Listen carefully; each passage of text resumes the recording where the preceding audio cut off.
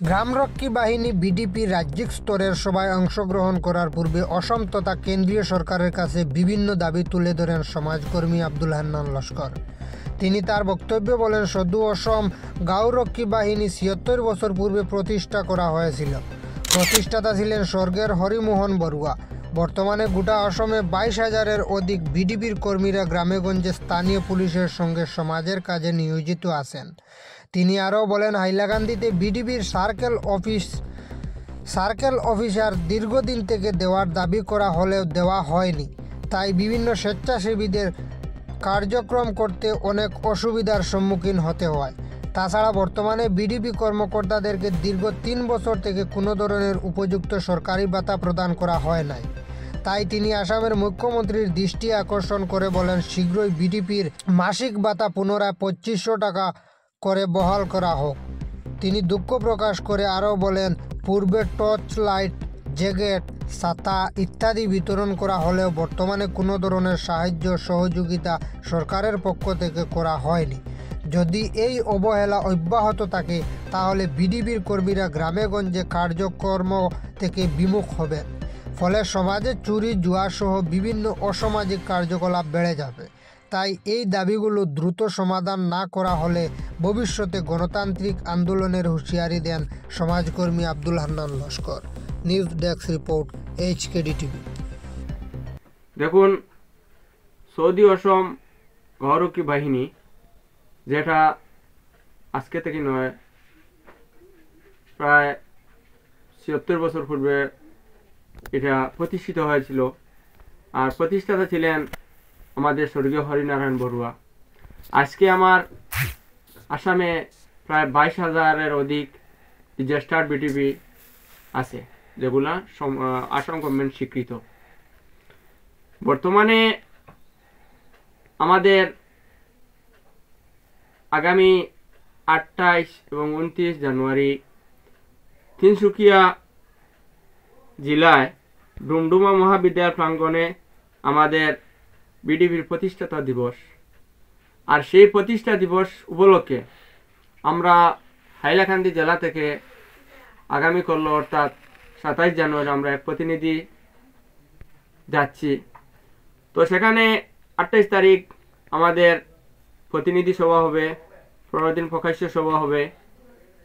বর্তমানে আমাদের হাইলাকান্দি তথা আসামের ৩৫টি জেলার যে বিডিপির কর্মকর্তারা রয়েছেন, তারা দীর্ঘ ৩-৪ বছর থেকে বিভিন্ন সময় বিভিন্ন সমস্যায় জর্জরিত।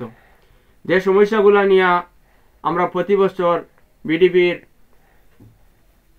অধিবেশনে আমরা প্রতিবাদ করি বা আমাদের বক্তব্য রাখি, কিন্তু আমাদের আসাম সরকারের মাননীয় মুখ্যমন্ত্রী, আমাদের ডিজিপি স্যার, আইজিপি স্যার বা আমাদের বিডিপির চিফ কন্ট্রোলার বা ওদের কর্তৃপক্ষ আমাদের এই বিষয়গুলোকে সমাধান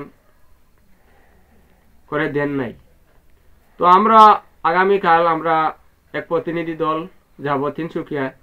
আমাদের বিডিপির যে সমস্যাগুলো আছে, এর মধ্যে উল্লেখযোগ্য সমস্যা হলো, আজকে ২০২৩ ইংরেজি থেকে ২০২২, ২০২২ পর্যন্ত আমাদের বিডিপি প্রতিটি যে টিম রয়েছে, সেই টিমের যে জয়েন্ট যেটা অ্যাকাউন্ট, সেই অ্যাকাউন্টের মধ্যে আসাম সরকার ২৫০০ টাকা করে একটা সাম্মানিক দিত। আজকে ৩-৪ বছর থেকে এগুলা বন্ধ রয়েছে।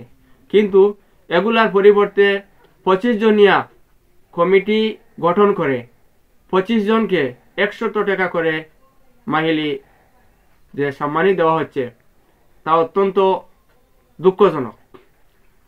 যার কারণে আজকের দিনে আমাদের যে বিডিপির কর্মকর্তারা রয়েছেন, ওনারা অনীহা দেখাচ্ছেন, ওনারা বিডিপির কোনো কাজকর্ম করছেন না। কিন্তু বিডিপি একটি স্বেচ্ছাসেবী সংগঠন, তারপরেও বিডিপির কাজকর্ম করতে অনেক সময় অনেক খরচা হয়।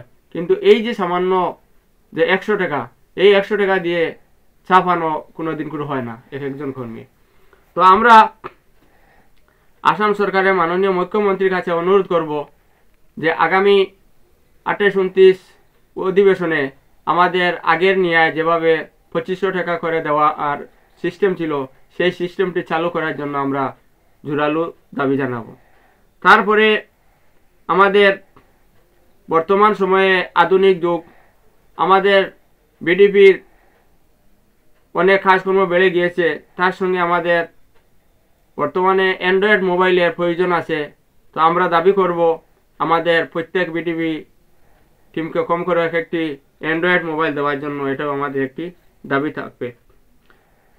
তারপরে আমাদের আজকে 4-5 বছর থেকে আমাদের বিডিপির কোনো ধরনের, আমাদের আগে দেওয়া হতো টর্চ লাইট, রেইনকোট, ছাতা ইত্যাদি সামগ্রী দেওয়া হতো, কিন্তু আজকে 4-5 বছর থেকে আমাদের বিডিপির কর্মকর্তাগণকে আমাদের হাইলাকান্দি নয়, বরাকবেলি নয়, পুরা আসামের কোনো জেলাতে এ ধরনের কোনো সামগ্রী দেওয়া হচ্ছে না। তারপরে আমাদের বিডিপির কর্মকর্তারা কোনো সেফ নেই। আজকে আমাদের পুলিশের সঙ্গে হাতে হাত মিলে, কাঁধে কাঁধ মিলে আমাদের বিডিপি কর্মকর্তারা কাজ করে যাচ্ছেন, কিন্তু কাজ করার বিনিময় হিসাবে কোনো কিছু পাচ্ছেন না। তো আমরা এ ব্যাপারে আসামের মাননীয় মুখ্যমন্ত্রী হিমন্ত বিশ্ব শর্মা মহোদয়ের দৃষ্টি আকর্ষণ করব, যাতে আমাদের এই সমস্যাটুকু শীঘ্রই সমাধান করে দেওয়ার জন্য।